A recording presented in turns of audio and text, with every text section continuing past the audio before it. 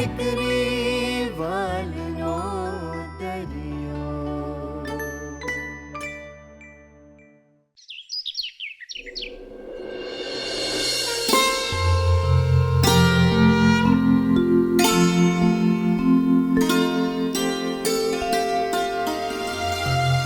Mummy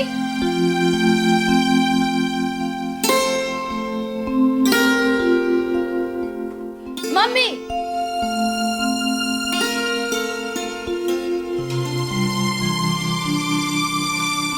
લે બેટા પ્રસાદ. ભગવાન તારી બધી ઈચ્છા પૂરી કરે. અચ્છા તો એનો મતલબ એમ છે કે આજે ઇન્ટરવ્યુમાં હું તોડી નાખ તબલા અને ફોડી નાખ પેટી કરી નાખીશ ને? પપ્પા આજે મને ફાઇનલ ઇન્ટરવ્યુ માટે બોલાવી છે. મને આશીર્વાદ આપો કે બધું ડન થઈ જાય. અરે બેટા, મારા આશીર્વાદ તો હંમેશા તમારી સાથે જ હોય. પણ નોકરી ભૂલી જશે. કેમ કેમ પપ્પા આવું બોલી રહ્યા છો? મને ખબર છે બેટા, મારી વાત તને નથી ગમી. થોડા વખતમાં તારા લગ્ન છે. એટલો સમય તું આ ઘરમાં રહે, એટલો સમય ખાઈ પીને આરામ કર. તારી મમ્મી પાસેથી રસોઈ શીખ. પણ પપ્પા કહું ને, નોકરી બોકરી ભૂલી જજે. અરે પણ મને તારી સલાહ સૂચનની જરૂર નથી, કહું ને. તમારો નિર્ણય છે ને એમાં ફેરબદલની કોઈ શક્યતા નથી, એટલે નથી જ.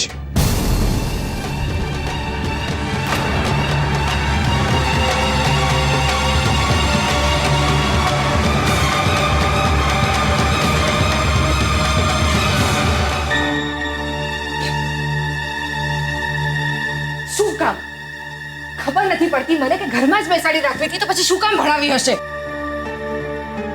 શું થયું સેજલ? કેમ આટલું બડબડ કરે છે? બડબડ કરવા સિવાય બીજો કોઈ ઓપ્શન રાખ્યો છે મારી પાસે પપ્પાએ? કાંડા કાપીને હાથમાં આપી દીધા. ફાઇનલ ઇન્ટરવ્યુ આપવા જવા માટે ના કહી દીધી. કહે છે કે ઘરમાં બેસ. ના ના, પપ્પા આવું બોલે જ નહીં. એમ તો જા, તું જાતે જઈને પૂછી આવ. મારી જિંદગીના 7 થી 8 વર્ષ મેં સીએ બનવા પાછળ ખર્ચી નાખ્યા. શું કામ? અરે કે હું પગભર થઈ શકું, સારી ડિગ્રી હોય તો સારું કમાઈ શકું, પણ ના. સેજલ દીદી, મને લાગે છે કે પપ્પા છે ને બીજું કંઈ વિચારતા હશે અને ભૂલમાં તમને આવું કહી દીધું. કપાળ મારું બીજું કંઈ વિચારતા હશે? તારું રેકેટ ક્યાં છે? જા જઈને લઈ આવ અને એ લઈને નીચે જા. તને પણ કહી દેશે કે ઘરમાં જ રમા તારું ટાકટુક ટાકટુક. અરે યાર, આ બા એકલા ઓછા હતા કે પપ્પા પણ આ બધું બોલતા થઈ ગયા છે?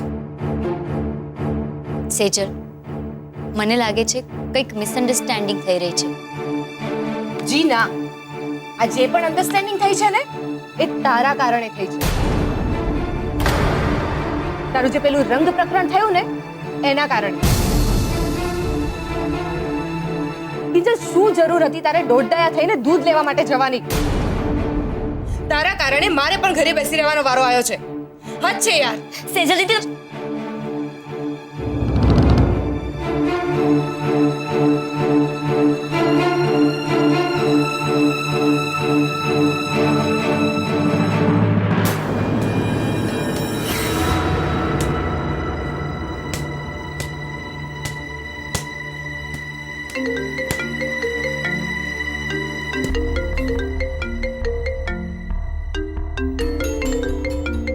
રાહુલ, સવારના? હા રાહુલ, બોલ. શું બોલું યાર? મને તો એમ કે તું ખુશીના મારે મને એમ કહીશ કે વાહ રાહુલ વાહ, તે તો મારી સવાર સુધારી નાખી, રાત અજવાડી નાખી. Thank you Rahul, thank you. કેમ ભાઈ, એવું તે શું તે તીર મારી નાખ્યું? એટલે રાતે મેં તને જે કિંજલનો ફોટો મોકલ્યો હતો હજી સુધી તે જોયો નથી? ના, રાતે મારો ફોન બંધ હતો અને જો કદાચ ચાલુ પણ હોત ને તો કિંજલનો ફોટો જોવામાં મને કોઈ રસ નથી. હા ભાઈ, મને ખબર છે કે તને હવે કિંજલમાં કોઈ જ ઇન્ટરેસ્ટ નથી, પણ મારી વાત માન. ખાલી એકવાર ફોટો ડાઉનલોડ કરીને જોઈ લે, તારો દિવસ સુધરી જશે. કાપી નાખ્યો? કઈ વાંધો નહીં, મને ખબર છે કે ફોટો જોયા પછી એ મને પાછો ફોન કરશે જ.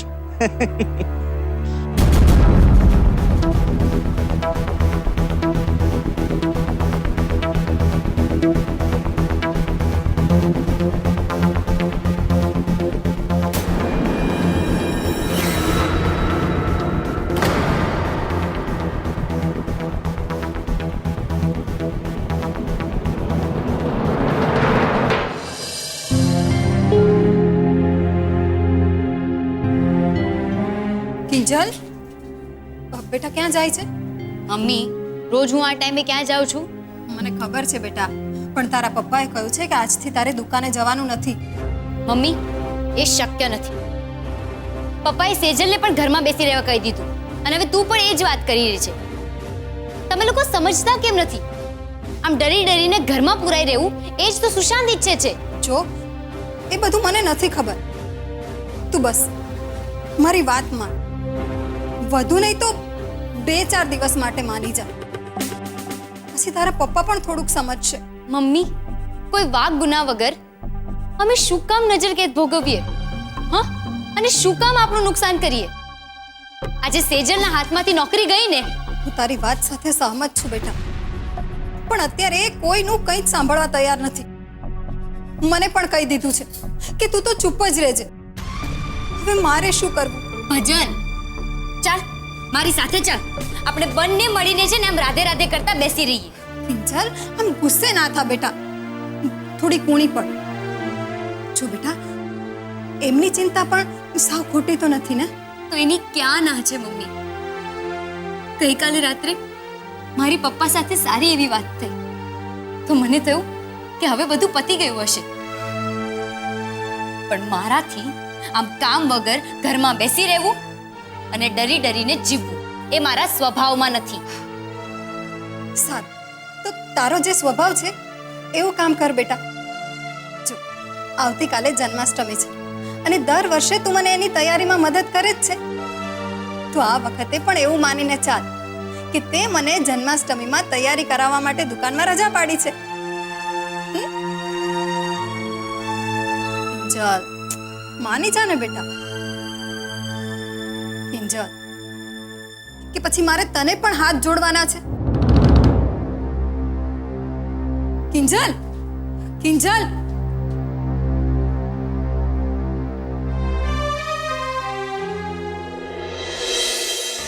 હાશ, હાય મારી માવડી. હા, મજામાં ને? એ ગલબા જા, ચાલી આવ મારા આટુ પૈસા.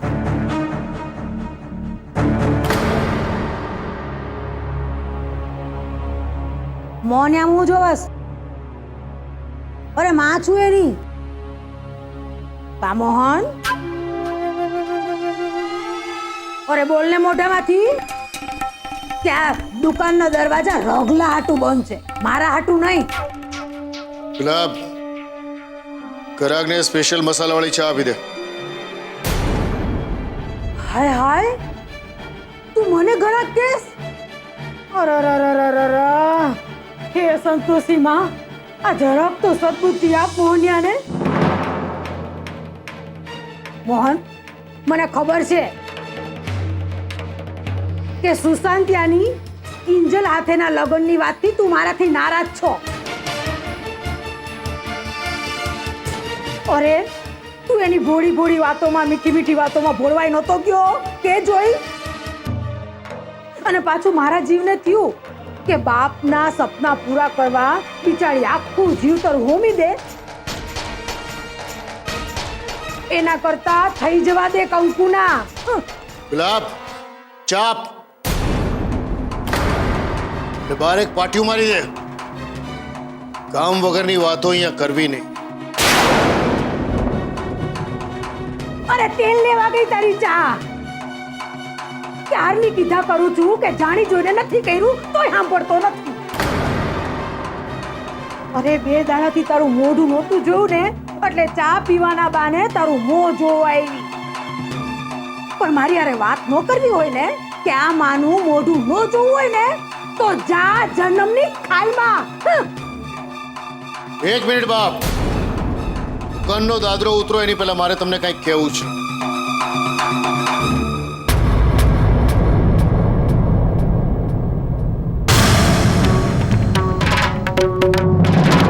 તમે જ કહેતા હતા ને, છોરું કછોરું થાય પણ માવતર ક્યારેય કમાવતર ન થાય.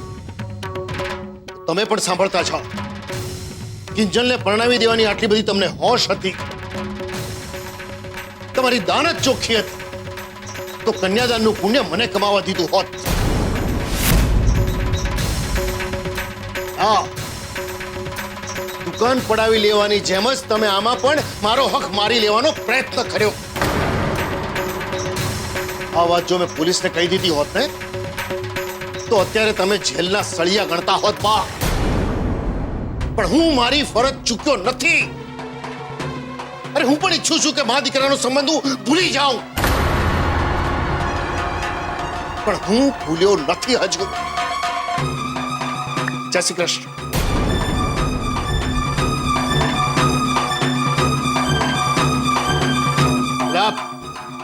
ચટરપાટ હવે ધંધો કરવાની મજા નહીં આવે.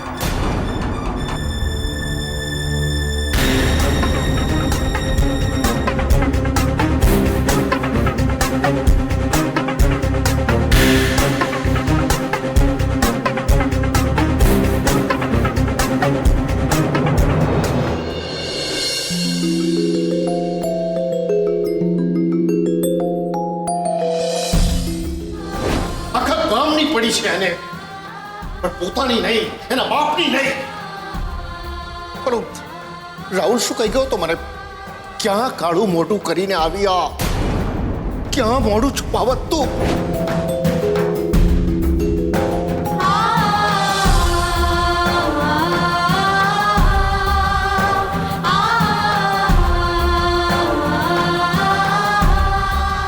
જે માણસ ખોટો છે એના ઉપર વિશ્વાસ કરીને તું એના લગ્ન કરાવવા માટે ચાલી નીકળી હતી,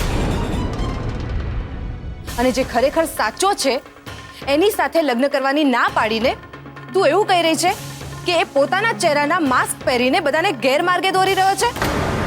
ભવિષ્યમાં પણ જો તું ક્યારેય પણ કોઈ મુસીબતમાં હોઈશ અને આખી દુનિયા તારી વિરુદ્ધમાં હશે, પણ ઉત્કર્ષ જ એક એવો વ્યક્તિ છે જે તારા પડખે ઊભો રહીને બતાવશે.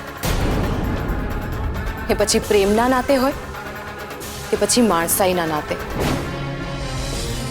પણ તારા પપ્પાએ કહ્યું છે કે આજથી તારે દુકાને જવાનું નથી.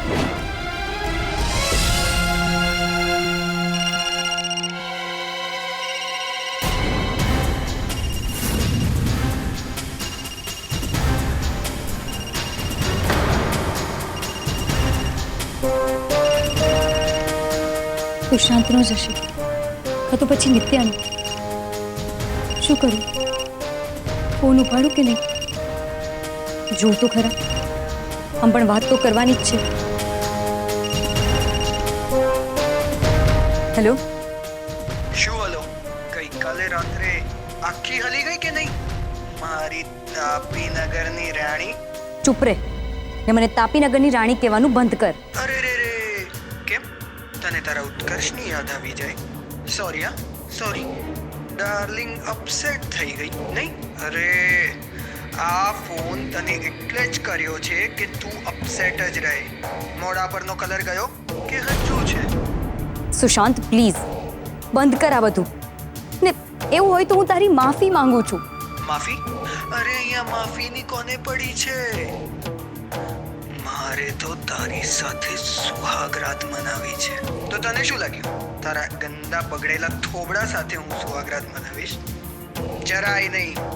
પહેલા તો હું તારી લિપસ્ટિકથી મારા હોઠ લાલ કરીશ ને પછી તારું મોઢું કાઢ. બસ સુશાંત, બહુ થયું. સુશાંત? તને કોણે કીધું કે હું સુશાંત બોલું છું? ઘરે દુશ્મન હોઈ શકું. સમજાયું કે નહીં? મારી તાપી નગરની રાણી. એટલે વિચારતી રહે કે હું કોણ છું, સુશાંત કે પછી ઉત્કર્ષ. ત્યાં ફોનમાં સાચે જ તો ઉત્કર્ષ નહોતો. ના ના, ઉત્કર્ષનો અવાજ તો આવો નથી. તો પછી સુશાંત મને આમ ખુલ્લી ધમકીઓ શું કામ આપે? કંઈ સમજાતું નથી. મારે આ રેકોર્ડિંગ ઇન્સ્પેક્ટર રાણાને મોકલી દેવું જોઈએ, એટલે ખબર પડે આ બધાની પાછળ છે કોણ.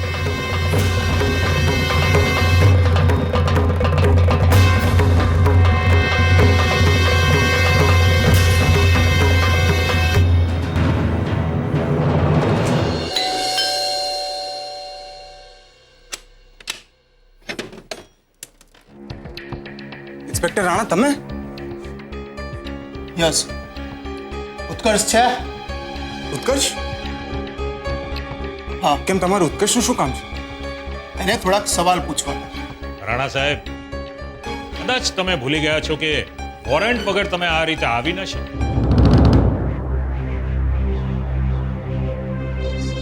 માસુક સાહેબ, તમે ભલે મોટા માણસ હો, પણ કાયદાને કાયદો સમજાવવા નીકળી પડો એટલા તો મોટા નથી જ થઈ ગયા. હું ખાલી ઉત્કર્ષને સવાલ પૂછવા આવ્યો છું, ધરપકડ કરવા નહીં કે વોરંટની જરૂર પડે. ઠીક છે, પણ કાયદો મને એટલું પૂછવાનો તો હક આપે છે કે તમે કઈ બાબતસર ઉત્કર્ષની પૂછપરછ કરવા માંગો છો? કેમ નહીં? ઉત્કર્ષ વિરુદ્ધ છેડતી, હેરાનગતિ ને માનસિક ત્રાસની ફરિયાદ નોંધાઈ છે. ઠીક છે, પણ કાયદો મને એટલું પૂછવાનો તો હક આપે છે ને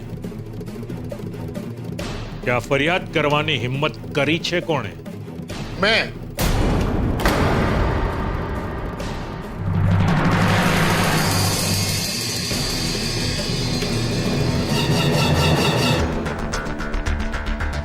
કિંજલ ભટ્ટના બાપ મોહન ભટ્ટે હિંમત કરી છે. તમને કઈ વાંધો છે?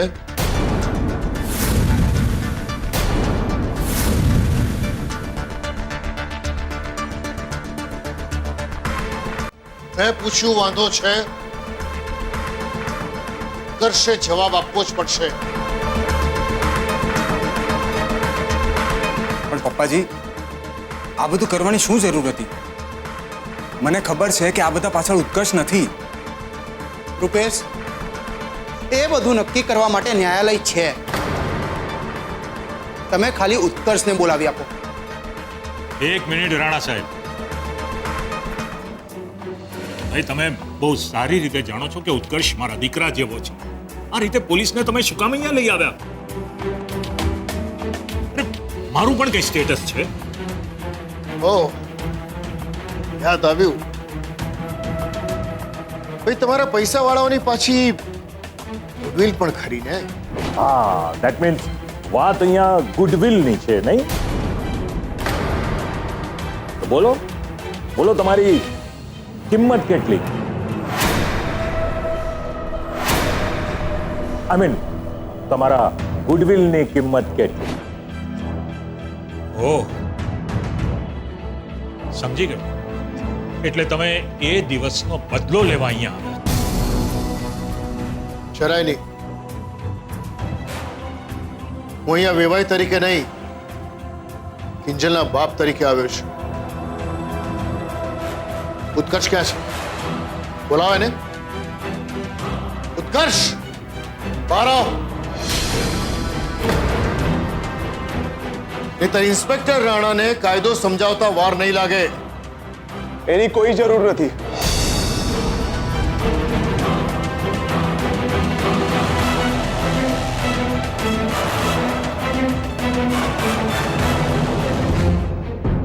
બોલો ઇન્સ્પેક્ટર, હું અહીંયા જ છું, ક્યાંય ભાગીને નથી ગયો.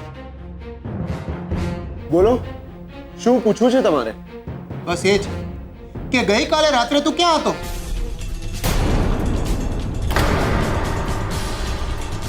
તારી પાસે કેટલા સિમ કાર્ડ છે? લાવ તારો ફોન આપ, મારે ચેક કરવો છે. અને જો હું ના કહું તો